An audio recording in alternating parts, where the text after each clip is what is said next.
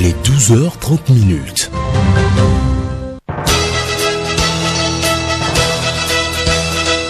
Le journal Hélène Assabi.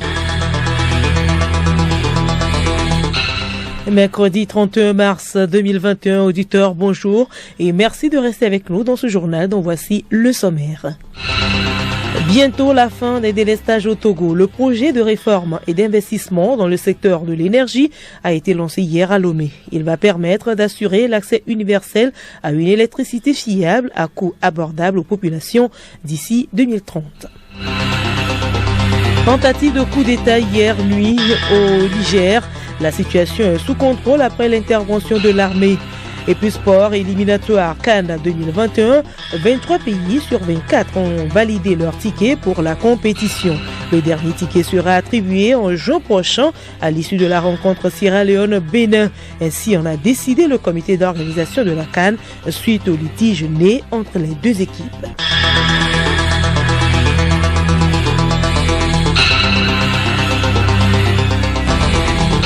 radiolomé.tg. Mesdames et messieurs, à nouveau, bonjour.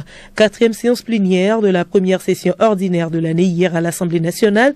Les députés ont adopté à l'unanimité les projets de loi relatifs au casier judiciaire national automatisé et celui modifiant la loi organique fixant la composition, l'organisation et le fonctionnement des services du médiateur de la République. Et le casier judiciaire national automatisé prévu pour démarrer au mois d'avril a été repoussé. Les retombées de ce nouveau casier judiciaire avec le ministre Pius Agbetomé en charge de la justice. Alors l'automatisation va permettre quoi? Va permettre que vous, qui êtes à Lomé, vous puissiez en ligne solliciter l'établissement de cette pièce-là, payer en ligne et indiquer là où vous voulez retirer la pièce. Vous pouvez dire, je veux retirer la pièce à Séville. Et c'est là où on va vous éditer la pièce et vous irez retirer. Vous voyez pas que c'est merveilleux? Donc, il faut que nous prions tous pour que ce projet-là puisse vraiment commencer. La société aéroportuaire de Lomé-Tokoin organise depuis ce matin à Lomé la réunion d'ouverture de l'inspection technique des vérifications des procédures opérationnelles sur le site de l'aéroport international Gnassingbé-Yadema. Milek Agboko.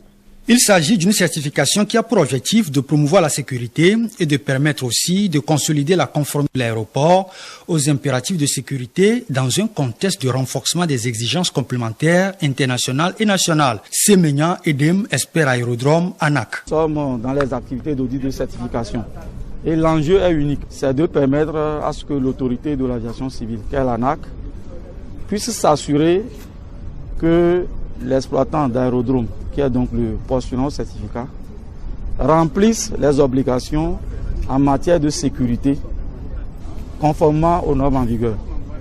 Et ces obligations sont déclinées en 4 points. Il y aura le respect des équipements et des installations de l'aéroport conformément à la réglementation, la conformité également des procédures opérationnelles conformément à la réglementation, la compétence de l'exploitant, son organisation, son personnel technique. Il y a l'aspect suffisance et compétence. C'est un atelier de 2 semaines qui s'inscrit dans le plan du renouvellement du certificat d'aérodrome dont la validité est de 3 ans. Latanyama, directeur général de l'ANAC, a présidé l'ouverture des travaux. Nous étions le premier aéroport à être audité dans la zone ouest africaine et du centre. Nous étions sortis premiers. Et tout le monde nous a imité après. Alors, la validité de cette certification, elle n'est pas éternelle. Tous les 3 ans, on vient vérifier, voir si les exemples que vous avez présentés, les procédures que vous avez mises en place pour la sécurité, si elles sont toujours là. Parce qu'on peut vous retirer aussi la certification. Donc, en 2014, on est sorti premier. On a audité en 2017, pareil. Et en 2020, il devait venir. Et vous savez, la pandémie, cette pandémie-là, qui fait du mal à tous les niveaux. Donc on n'a pas pu le faire. Maintenant que le Togo est bien classé, premier en Afrique de l'Ouest en matière de gestion de la pandémie, deuxième en Afrique et 15e mondialement sur 195 pays, ils ont jugé que nous avons les conditions requises pour venir faire cette recertification. C'est pour ça que c'était une réunion d'ouverture. Des experts venus de la Côte d'Ivoire, du Sénégal et de l'Union régionale de sécurité de l'aviation civile, URSAC, vont passer au peigne fin tous les aspects techniques de l'aérodrome de Lomé afin de s'assurer la conformité avec les normes nationales et internationales. Les travaux prendront fin 16 avril prochain. Écoutez Radio Lomé sur le web sur le www.radiolomé.tg. Et je vous l'annonçais en titre, le Togo a pris l'engagement d'assurer l'accès universel à une électricité fiable à coût abordable aux populations d'ici 2030. C'est dans le cadre de sa stratégie nationale d'électrification. Le ministre délégué en charge de l'énergie, Mila Maounio Aziablé, a à cet effet procédé hier au lancement du projet de réforme et d'investissement dans le secteur de l'énergie au Togo à Agouenivé. Un projet financé à hauteur de 19 milliards de francs CFA par la Banque mondiale.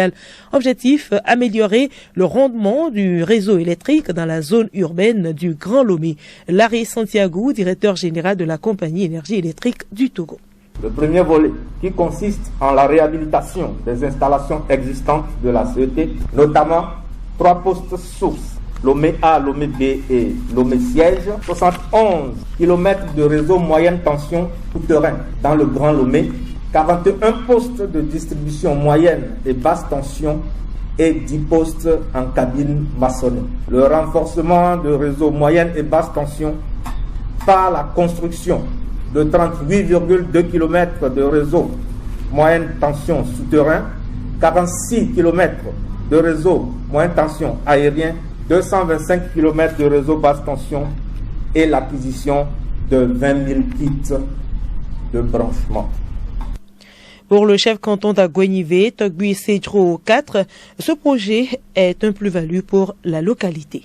C'est un sentiment de joie qui m'anime, mais pas sans savoir que nos localités sont en voie de développement et manquent cruellement d'énergie.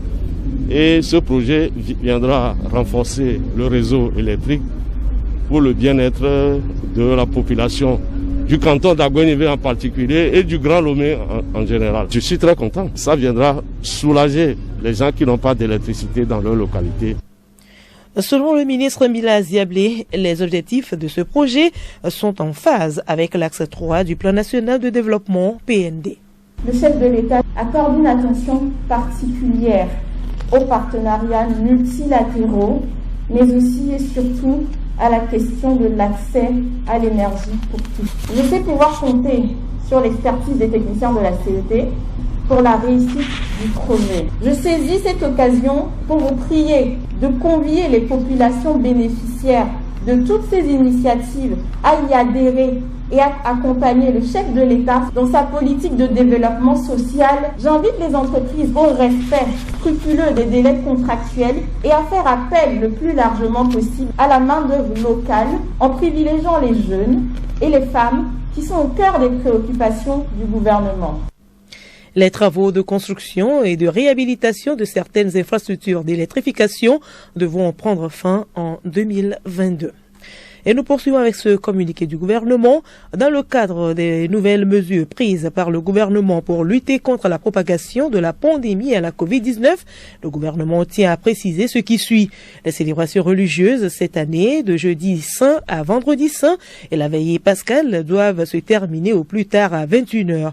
L'organisation publique du chemin de croix du vendredi 2 avril est interdite.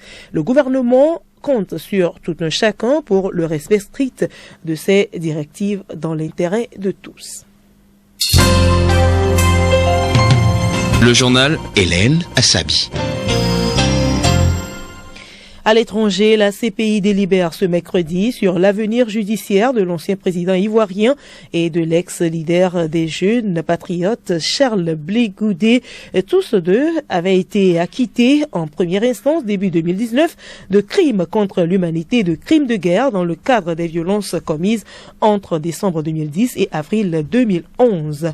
Suite à l'annonce des résultats de la présidentielle, le bureau du procureur demande à la chambre d'appel de requalifier la décision prise en première instance pour conclure à un non-lieu parce qu'il dénonce des vices de procédure.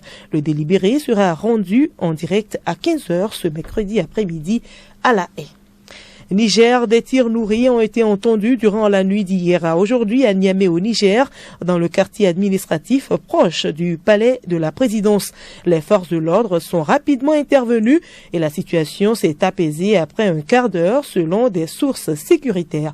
Charlotte Harrar. Vous l'avez dit, tout est rentré dans l'ordre depuis ce matin. En centre-ville, la circulation est fluide.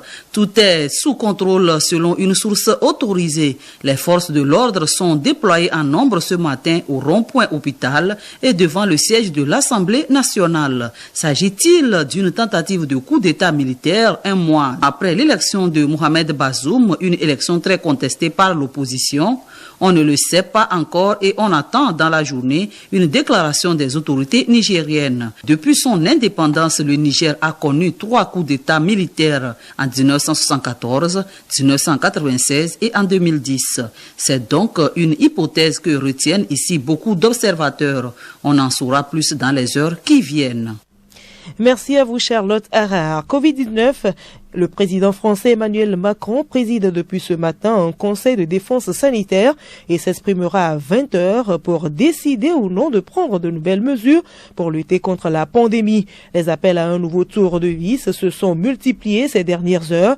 Pression politique sur l'Élysée, pression aussi sanitaire. Le confinement souple annoncé il y a 2 semaines n'a pour le moment pas eu les effets escomptés sur le nombre de contaminations et ne permet pas de soulager les services de réanimation. Covid-19 toujours au Brésil, 3 commandants de l'armée ont démissionné après le renvoi du ministre de la Défense par le président Bolsonaro. Le président est soupçonné de vouloir politiser l'armée. Jair Bolsonaro avait déjà réclamé la tête du commandant de l'armée de terre, le général Pujol, favorable à des mesures de prévention contre la pandémie. Finalement, il a renvoyé les chefs des 3 armées, terre, air et mer, avant même que ceux-ci remettent leur démission. Le président brésilien désire également mobiliser l'armée pour lutter contre le confinement imposé dans certaines régions.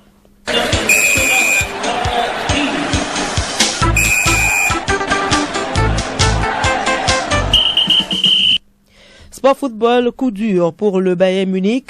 Son meilleur buteur blessé manquera les quarts de finale de la Ligue européenne des champions.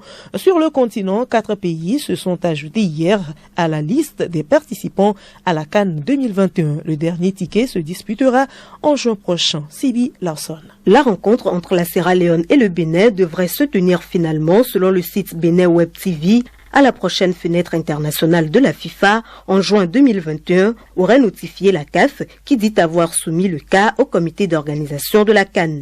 À la lutte pour s'emparer du dernier ticket qualificatif pour le Cameroun, la Sierra Leone et le Bénin n'ont finalement pas pu disputer mardi leur match. Les Béninois ont remis en cause les 6 cas positifs au Covid-19 au sein de leur effectif et ont refusé de jouer. Parmi ces cas, les meilleurs de l'équipe, Steve Mounier et autres, Jodel Dossou. Selon le latéral des Écureuils Emmanuel Imoro, joint par nos confrères de France 24, ils ont été testés samedi soir à Cotonou, à 72 heures du match, comme le veut le protocole, et sur la délégation de 80 personnes, aucun cas positif n'a été détecté. La Fédération béninoise de football, dans un tweet, qualifie de honte pour le football ces événements. Il faudra donc attendre juin pour connaître le dernier pays qualifié. Si la rencontre Sierra Leone-Bénin n'a pas été disputée, les autres au programme pour clôturer ces éliminatoires ont eu lieu. 4 pays, la Mauritanie, la Guinée, le Cap-Vert et l'Éthiopie, ont validé leur ticket. Malgré sa défaite en Côte d'Ivoire 3-1, l'Éthiopie est passée. Un match interrompu avant la fin à cause de malaise de l'arbitre sorti sur civière. La Mauritanie a battu 1-0 Centrafrique, Cap-Vert 1-0 pour le Mozambique, 3-0 pour la Guinée-Bissau opposée au Congo. Pour les autres scores, nul 0 partout entre le Cameroun et le Rwanda et entre Madagascar et Niger. Le Maroc l'a emporté 1-0 sur le Burundi. L'eswatini a créé la surprise au Sénégal, 1 partout. L'Europe, pour finir, Robert Lewandowski manquera au champion allemand Bayern Munich pour les quarts de finale de la Ligue européenne des champions. Le Polonais, blessé dimanche dernier lors de la victoire de sa sélection 3-0 contre Andorre dans les éliminatoires du Mondial 2022, souffre d'une entorse au ligament du genou droit et sera indisponible 4 semaines. 4 semaines qui signifie donc que le meilleur buteur munichois sera absent face au PSG le 7 avril et le 13 en Ligue des Champions.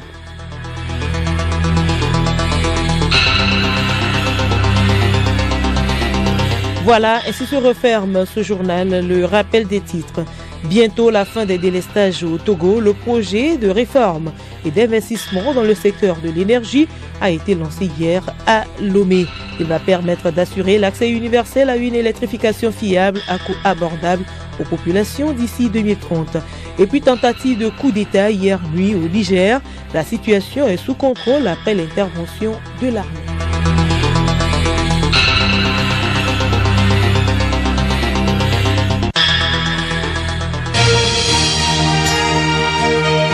Radio Lomé, boîte postale 434, email radiolomé@radiolomé.tg. Radiolomé.tg